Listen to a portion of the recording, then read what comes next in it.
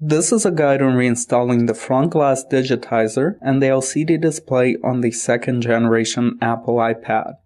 iPad 2 digitizer is glued onto the main body, and prior to removing it, you must note a few danger zones which will require your special attention in order to open the device with the least damage caused.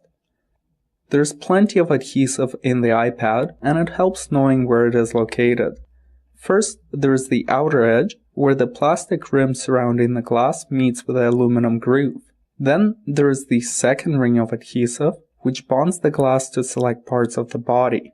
And last, there is a foamy dust shield around the LCD screen, which also adheres to the actual glass.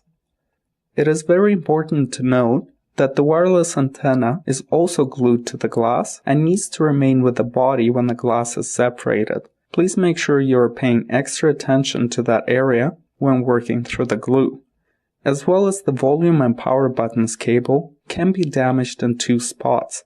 You should be extremely careful around those areas, since breaking those cables will disable vital functions and will require extra parts and time to repair.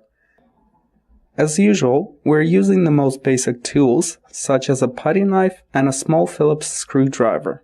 However, if you have access to a heat gun or a hairdryer, you may consider using it to soften the adhesive around the edges. The best place to start opening the iPad is the right bottom corner, just a few inches away from the wireless antenna. Please note, even though the plastic lip is part of the digitizer assembly, we recommend inserting your putty knife between the glass and the plastic. That way you can prevent leaving marks on the aluminum body. However, you will not be able to reuse the original digitizer anymore. In our case, the digitizer is clearly broken, and we strongly caution viewers not to open their iPads unless they are actually broken. Gently work your way around the edges, moving from the right side to the left, going back and forth on each edge until full separation is achieved. The adhesive is fairly strong, so please make sure you are positioning your knife in a controlled manner so that you are able to safely apply the force needed and are able to prevent damage from the knife. Take extra care around the webcam area and try to use fingers whenever possible.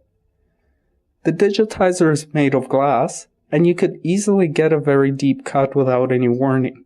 The entire opening process took more than 10 minutes, so please take your time. Once you have separated the right edge, make sure to separate the Wi-Fi antenna from the digitizer before proceeding any further. Now that the antenna is secured, it is safe to continue separating the glass away from the body. In cases when the digitizer is badly damaged, it may have to come out in small pieces. Open the digitizer as far as you can,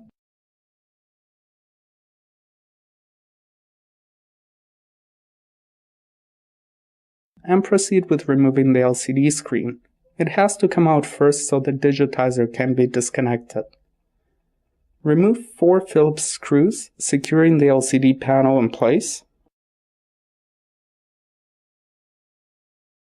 Then lift the LCD panel like so, and use a flat pick or a screwdriver to open the video connector's bracket and to disconnect the screen.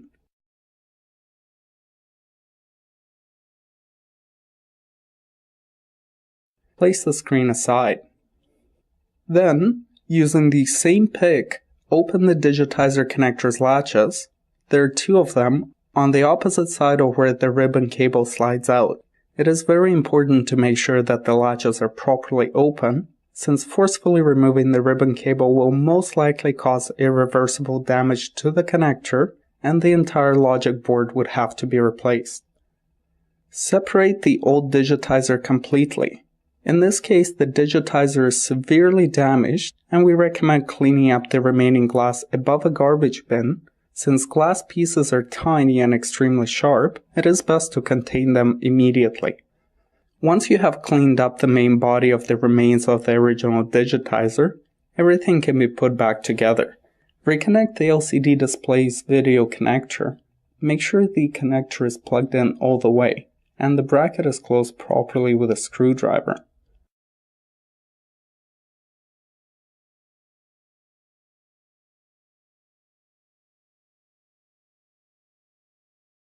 Slide the replacement glass underneath the LCD and reconnect the digitizer's connector. Ensure that both connector latches are up before sliding the ribbon cable in. Using a screwdriver, guide the ribbon cable back in place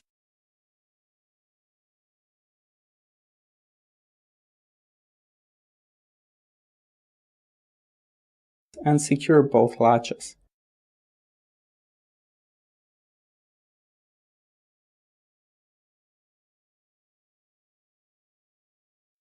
Then flip the screen back in the original position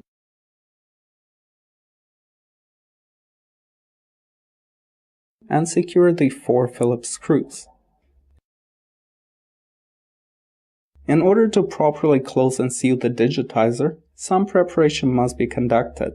We highly recommend that you ensure that there are no nicks or dents on the most outer rim of the body. It is typical for the iPad to have some dents on the corners and the original point of impact which broke the digitizer. Use a screwdriver and pliers or any other suitable tools to bend out all the imperfections so that the new digitizer can sit perfectly flush to the body. To seal the digitizer, we're using Scotch branded 3M double-sided adhesive tape. You could use some other forms of adhesive like super glue, but it is best to use something which can be opened for service afterwards. You must do your best to clean out as much of the old adhesive as possible. Then, cut your tape in appropriate width pieces. Strips of approximately 2 mm have to line the entire perimeter of the body in the outer groove. Use your screwdriver to properly position the adhesive in the groove.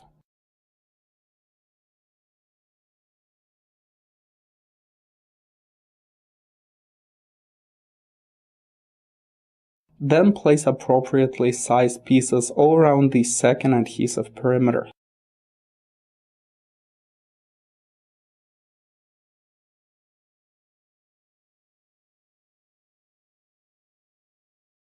At this point, you could close the digitizer. However, we highly recommend that you carefully inspect the surface of the LCD display and remove any smudges, fingerprints, hairs, or anything else visible on the screen, since you would have to reopen the glass and reapply adhesive in order to clean up the screen.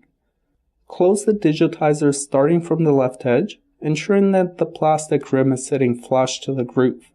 It takes some patience to align the plastic rim, and you could use an X-Acto knife to carefully shave off some plastic to properly sink it into the groove. Once the proper alignment is achieved, apply weight on top of the iPad and let it sit overnight for the adhesive to properly cure, and you're done.